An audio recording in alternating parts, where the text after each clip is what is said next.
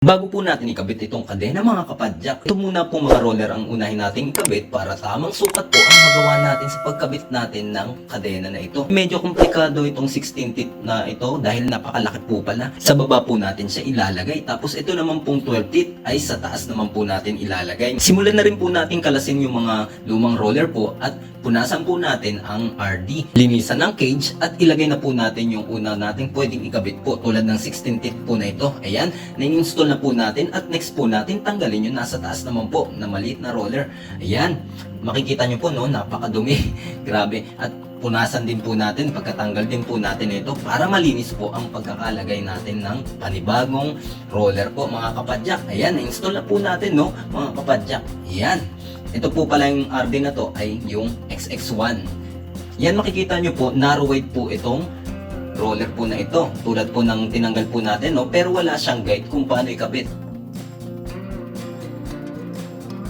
Kaya naman po, buksan naman po natin itong KMC na X11 na pang 11 speed. Yan po, ito ay yung black and silver na kulay po mga kapadyak, no? Yan, tapos may kasamang missing link. Tapos ito po yung manual niya para sa mga hindi marunong magkabit. Yan, testing po muna natin no kung magkakasya po itong kadena sa cage po pag pinasok dito sa 16 teeth. Yan, sinasabi na nga natin magkakaroon tayo ng problema dahil hindi ko inaasahan na malaki po pala yung 16 teeth na roller. Yan, gawan natin po ng paraan mga kapadyak. Sa kasong ito mga kapadyak, napagdesisyonan ko po na iunat ko po yung aluminum side po, itong inner cage po mga kapadyak, no? Para mapagkasya po natin yung kadena sa loob ng roller.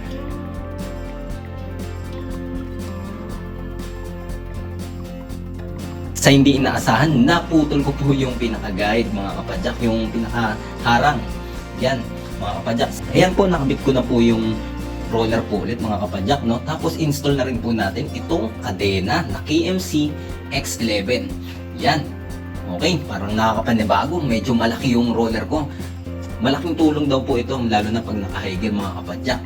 Ayan, para makuha naman po natin ng tamang sukat mga kapadyak. Ilagay naman po natin sa pinakamalaking sprocket po mga kapadyak, yung kadena. Ayan, tapos yung RD po dapat ay makuha natin sa 5 o'clock na alignment. Yan mga kapadyak, yan 5 o'clock. Ibig sabihin, yan magbabawas tayo dito na mga, yan, isang piraso yung babawas po natin mga kapadyak, no? Yan. Okay, gumamit tayo ng chain cutter mga kapadyak sa pagtanggal po. At wag nating itatapon po no, yung pagtatanggalan po natin dahil pwede natin itong magamit once na magpalit po tayo ng chain ring na mas malaki like 36 or 38 teeth. Yan, nakabit na po natin at try po natin itono kung ano po, walang problema sa kadena at sa ating cogs. Yan, nakikita naman natin. At dito ay sinubukan ko po mag backspin. Yan, yan, nalaglag po siya mga ilang ikot pero okay naman yun, tolerable naman po yun mga kapadyak. Yan, buti na lang may lock tong RD ko tapos pwede kong maibalik po ulit. Yan. Hindi naman importante yung maraming padyak na pabaliktad po ng mga kapadyak kasi ginagamit lang naman yun sa pagsakay lalo na pag naka-incline po yung ating dinadaanan na kalsada pag napababa po tayo dun. Yan. Medyo okay na. Yan. Try po natin ulit yung double-double na shifting. Yan. Double patas, double pababa. Yan. So far okay naman po ng mga kapadyak.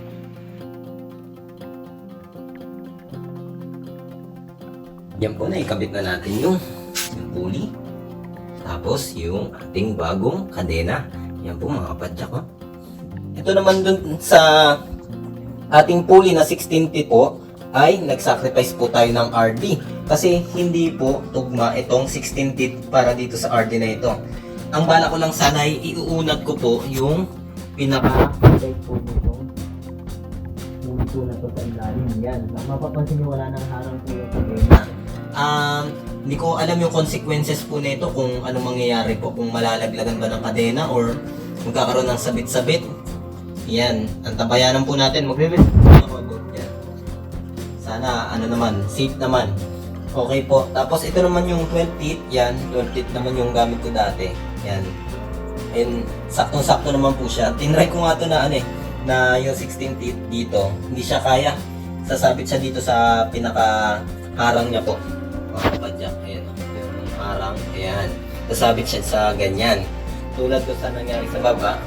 Ayan. Ito kasi yung malaki talaga. Dito talaga nakalagay. Ito naman yung cage niya po kasi. Ito carbon to. XX1 po to na 11 speed. Tapos yung kabilang pisngi po niya ay alloy. Kaya pwede siyang pukpukin, iunat. Yung akin na putol. Pinlice ko wala akong pamukpok.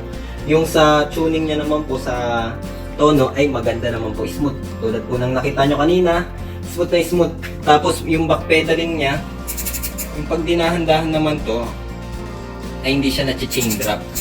Pag dahan-dahan. Ito, may chain drop siya. Try natin paikutin po. Tapos, try natin back pedal. Yan o. Oh. Agapan. Ibig sabihin nito, kailangan ko na i-repack din yung hub ko kasi kumakapit na siya. 6 pulse kasi itong hub ko na Crimson Claw. Bali, na to, 5 years na rin po itong Crimson Claw na ito. Okay, sana maganda yung yung maging maganda yung performance sa pagpapalit ko since nabago yung kadena, may consequence din po yan. Itong cogs ko po ay 3 years na. Tapos may napansin ako dito na meron siyang nabiyak yung yung pinaka ngipin po. Ayan. Ayan. Biyak siya, oh. Tabas. Ngayon lang ako nakakita nito. Yung mga ibang mga naranasan ko sa cogs ko tulad nung sa SRAM GX na cogs ay talagang bungi. Ito naman ay pingas lang siya mga kapadyak. Okay, tibay ng Shimano, no? Grabe. Grabe.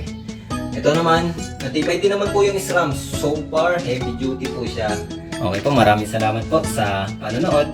Abangan nyo po yung next follow-up review ko po dito sa drivetrain na to. Sana yun nga, magkasundo sila ng lumang cogs nitong kadena na KMC.